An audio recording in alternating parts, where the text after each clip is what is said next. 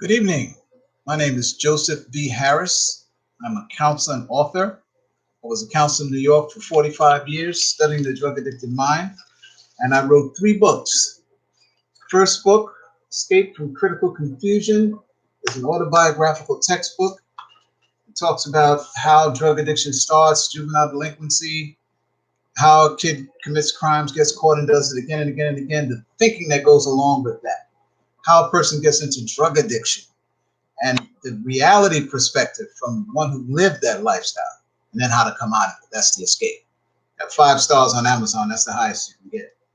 My second book, Black America Breaking the Code, and I talk about our history, our need to see ourselves as citizens, some of the things that we need to work on. I have a chapter on men, a chapter on men, a lot of really good stuff in that book.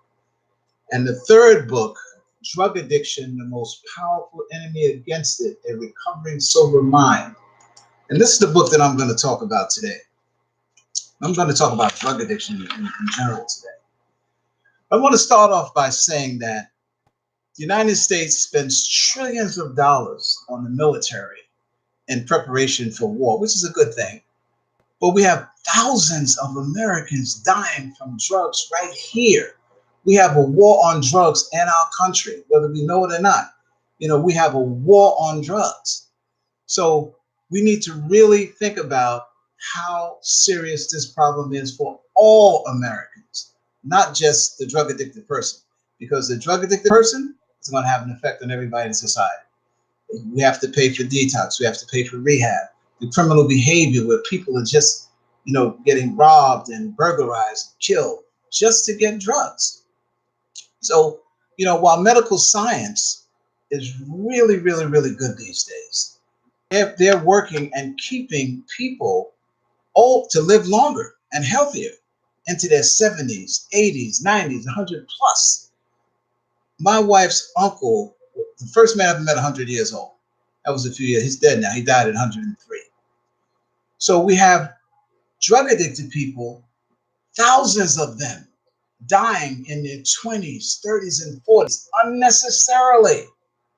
All of the illnesses that come from drug addiction is unnecessary. The only reason why these illnesses and overdoses and death is because of drugs. So we have thousands of people dying unnecessarily. We need more money into drug addiction treatment. We have to have that.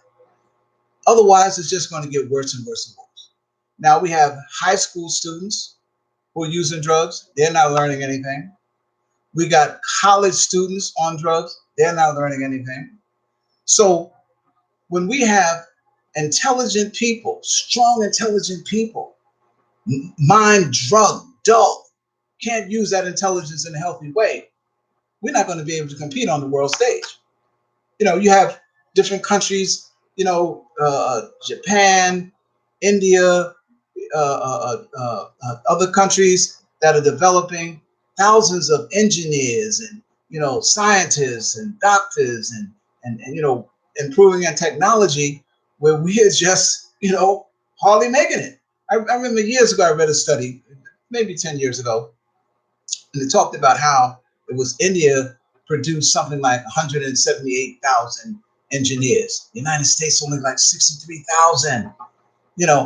Other countries producing things because of our drug addiction plays a big part in our falling down in these areas where before we were the ones that were producing more engineers, the ones who were advanced in medicine, advanced in science, advanced in technology. But because of all of these drugs that are destroying our people, young people that don't have a chance, it's going to get worse and worse and worse. And we don't really start putting emphasis on how to beat this fellow. And that's why my book is so important, because I give the knowledge that's going to help people understand how to beat this fellow addiction. Even if you don't have a drug problem, you can learn from the book how drug addiction starts, how it leads to a torturous, deadly, hell on earth life, which can be used for prevention. If you're interested in getting into the field, or if you're already in the field, you can check out some of my techniques that can be helpful to you in your work. So the book is going to be tremendously helpful for everyone. And in this country, drug addiction affects everyone. If your neighbor's on drugs, if your coworker's on drugs, if your family member's on drugs, everybody's being affected.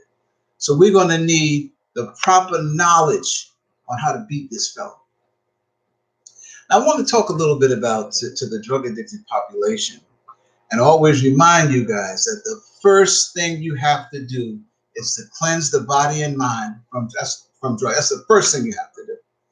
Otherwise, the brain is not going to be able to function in a way where you can integrate knowledge on how to beat this fellow. I always encourage, go to detox, and after detox, go to rehab. Because in most cases, 99.9% of the time, if a person just goes into detox and comes back out and they're still feeling some type of discomfort, physical discomfort and emotional discomfort, they usually go back to using. Not everybody, but 99.9% of the time, when you're not strong enough physically, mentally, it's going to be very difficult to stay sober. So always encourage, go to detox followed by rehab. If a person doesn't have insurance for rehab, I worked at Good Samaritan Hospital in Rockland County for the last 30 years, up until 2018. We would do everything we could to establish insurance for this person to go into rehab. So we want to keep in mind, for the drug addicted people out there, there's millions of dollars to help you. I know sometimes you think, nobody cares about a drug addicted person. This is the message that you get. And this is why so many drug addicted people don't care about themselves. They're getting that message from the family. They're getting that message from the people in the community. They're getting that message from the media. Nobody cares about the drug addicted person. That's what it seems like. And a lot of people don't. So if you don't care about yourself and take that step, take that risk. We used to call it a healthy risk when I was working in treatment. Take that healthy risk and see what you can do. If you're willing to take the risk to go back and put that filthy heroin into your veins, that 86 proof alcohol burning up your esophagus, burn up your stomach, burn up your brain, if you're willing to do that, take that kind of risk. Why not take the risk to make yourself healthy and strong? Everybody wants to be healthy and strong. Nobody wants to be sick, especially the drug addicted person. That's why as soon as withdrawal strikes, even before it strikes, you got to get another shot of dope. You got to get a drink. As soon as you start shaking, I got to get a drink. I got to get a drink. You don't want to be sick. These drugs make you sick. Alcohol, the liquid drug, heroin, cocaine, methamphetamine, marijuana, cigarettes. All of these drugs make you sick. So you're spending money and you're spending your time working on being sick. So we want to do whatever we can to save ourselves from any further unnecessary punishment. Now, I want to talk a little bit about goals. The goal of the drug addicted person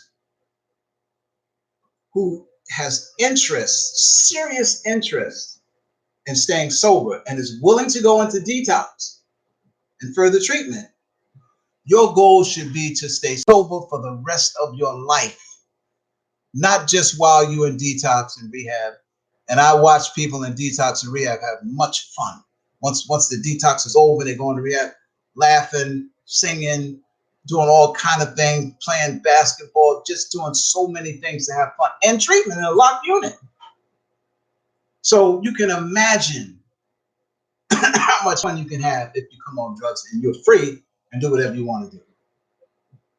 So the goal, keep in mind, your goal is to stay sober for the rest of your life.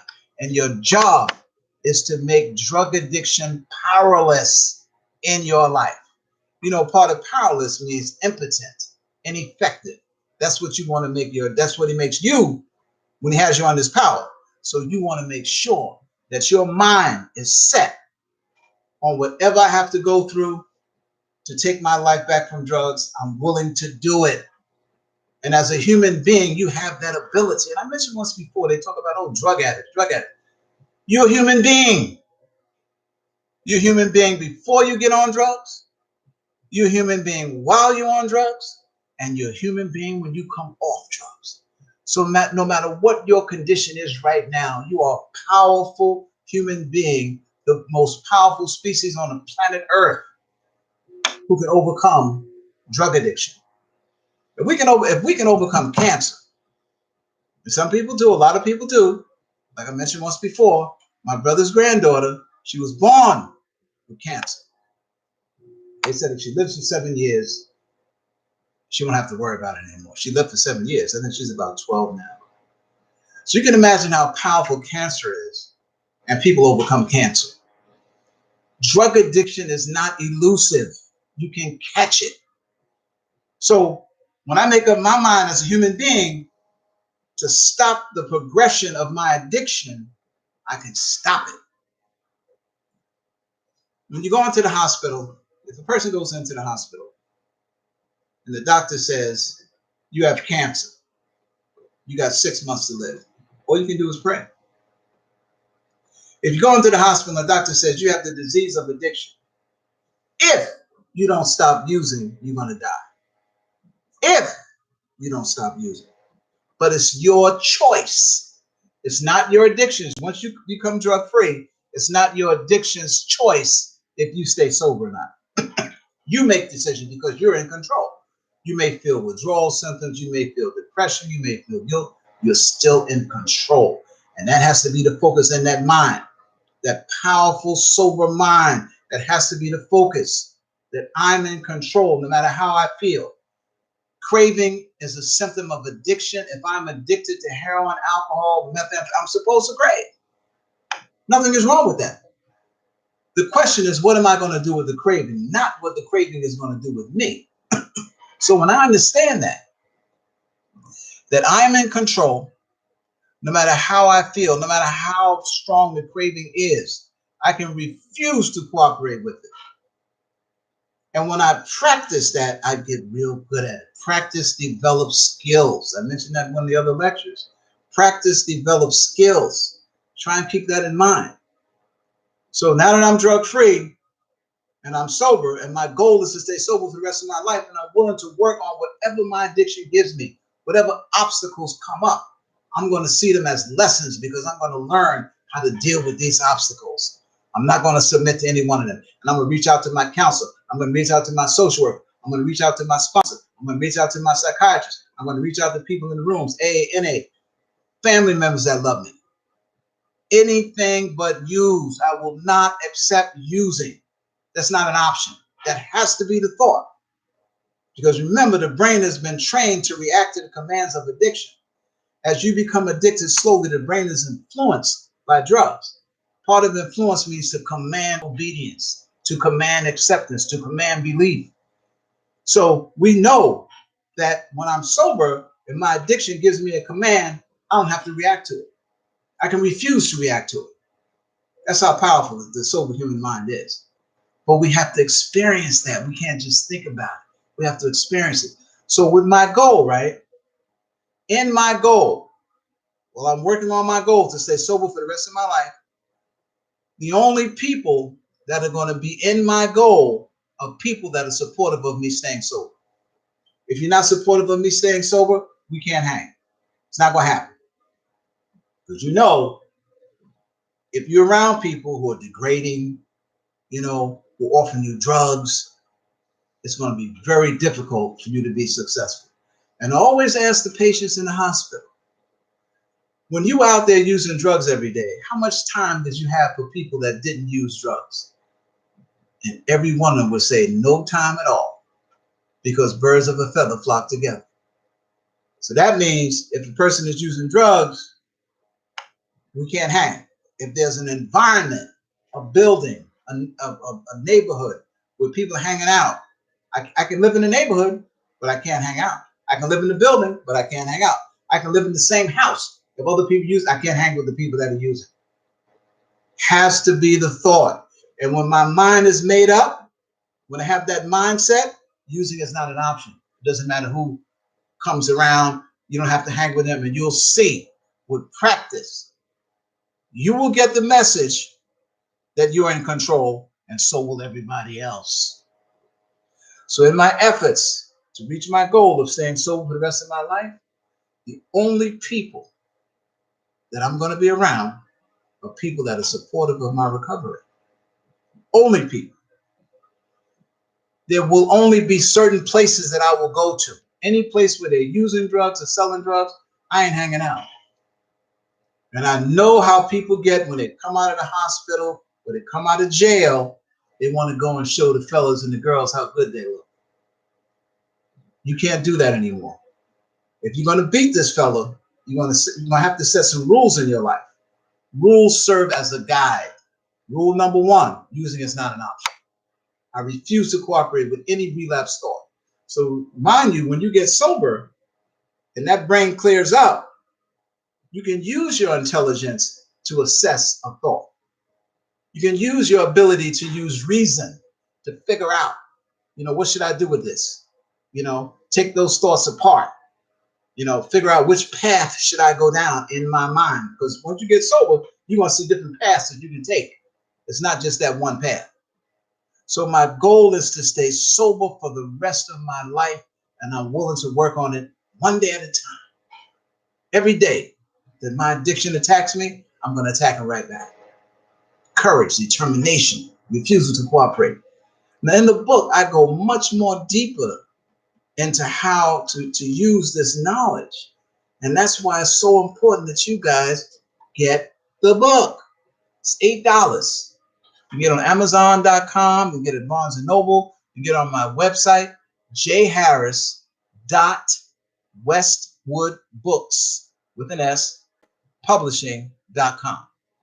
jharris.westwoodbooks.publishing.com. Barnes & Noble, Amazon.com, was waiting for you, $7.99, $8. Now, I mentioned to you guys before that I'm always going to read some of my notes that I wrote.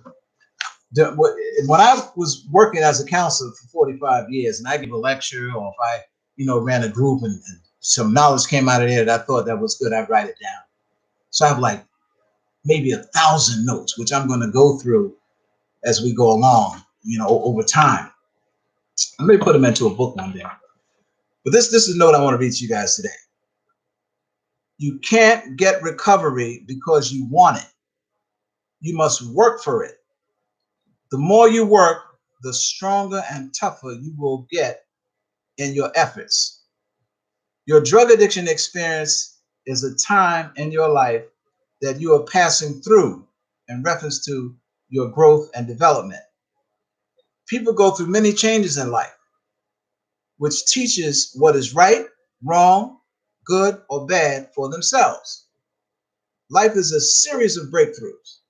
So the question should be, am I working for breakthroughs resulting in more and more suffering and problems? Or am I willing to work for breakthroughs that result in rewards, pleasure, and happiness, etc.? Each refusal to cooperate with relapse thought is building on confidence and moving forward toward getting stronger in recovery and sobriety stabilization. So struggle brings power. I mentioned this to you guys once before. Struggle brings power. It doesn't weaken you. So we want to challenge every relapse thought. Part of challenge means calling into a duel. It also means demand for identification. So when I get that relapse thought, I want to know in the broadest sense the truth related to that thought.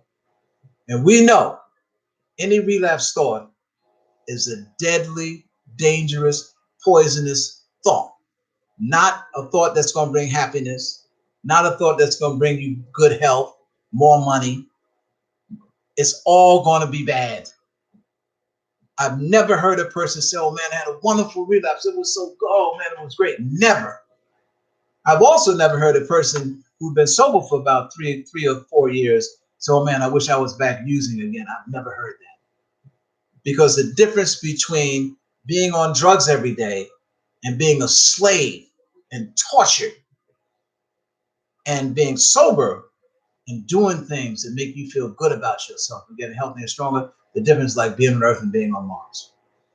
We're going to talk in one of my sessions on YouTube about persecution and oppression. And we'll see how drug addiction persecutes a person, oppresses them horribly. You have people around the world that are being oppressed and persecuted, and their life is just horrible. This is what drug addiction is doing to people in the United States of America, the greatest country in the world, the free world. And we're slaves and tortured by drugs. So we'll be talking about that more. But once again, drug addiction and the most powerful enemy against it, a recovering sober mind, jharris.westwoodbookspublishing.com, Barnes & Noble, Amazon.com. Subscribe to my channel. God bless.